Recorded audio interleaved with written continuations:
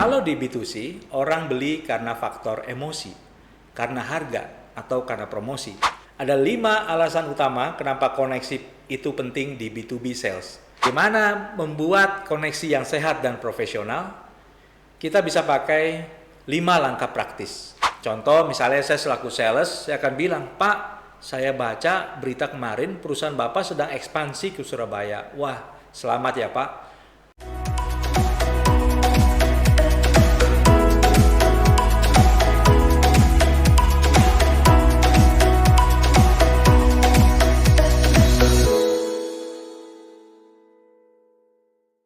Halo Vendor Cerdas Listener, kembali lagi bersama saya Funky Christian di podcast Vendor Cerdas. Tepat kita membahas dunia B2B, teknologi dan strategi memenangkan pasar. Nah, hari ini kita akan bahas topik yang sering muncul di dunia penjualan B2B. Apakah B2B sales memerlukan koneksi dekat dengan klien?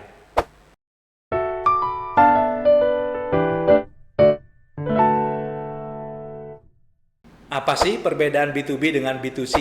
Nah, kalau di B2C, orang beli karena faktor emosi, karena harga, atau karena promosi.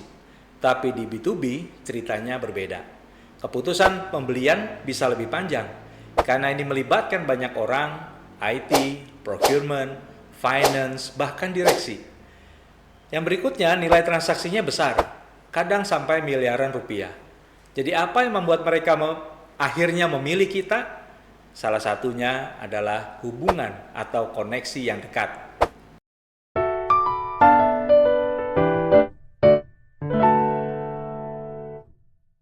Mengapa koneksi dekat menjadi sangat penting?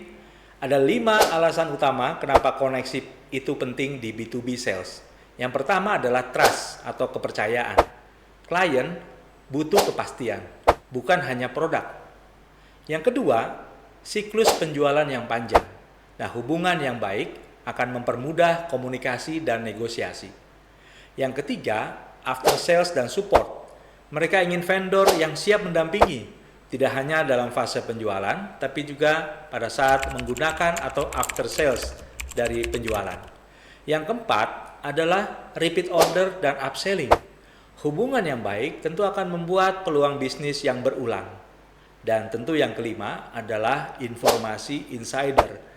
Dengan koneksi yang dekat, kita bisa lebih tahu, lebih cepat kebutuhan dari si klien, bahkan jauh sebelum tender dibuka.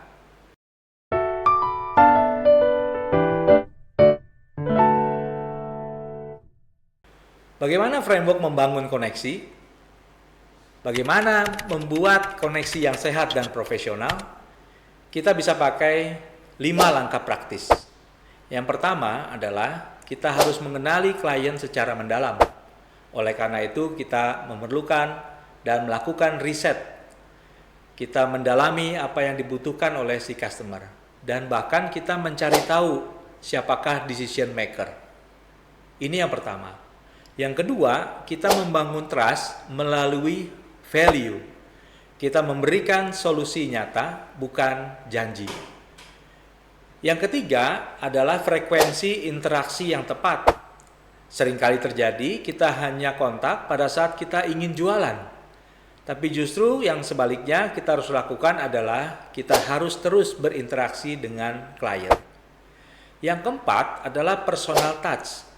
Bahkan hal-hal kecil terkait dengan hobi, mungkin hari ulang tahun, atau mungkin ada milestone tanggal-tanggal tertentu dari perusahaan klien, ini sangat penting menjadi perhatian dan ini adalah kunci bagaimana kita bisa melakukan personal touch dengan klien.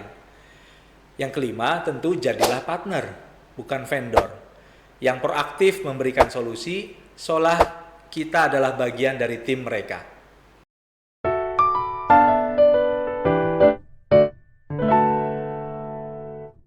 Bagaimana contoh percakapan yang mungkin kita harus bangun dengan klien?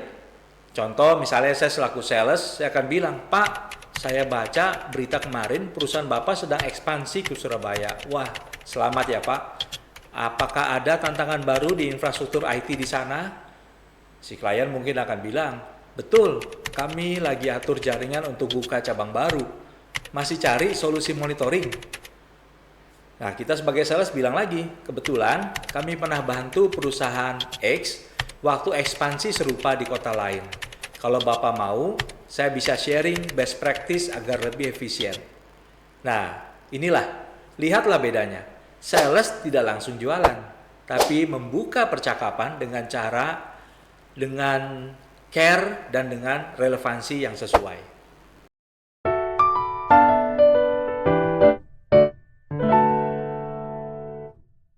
Jadi, apakah B2B sales memerlukan koneksi dekat dengan klien? Jawabannya pasti ya.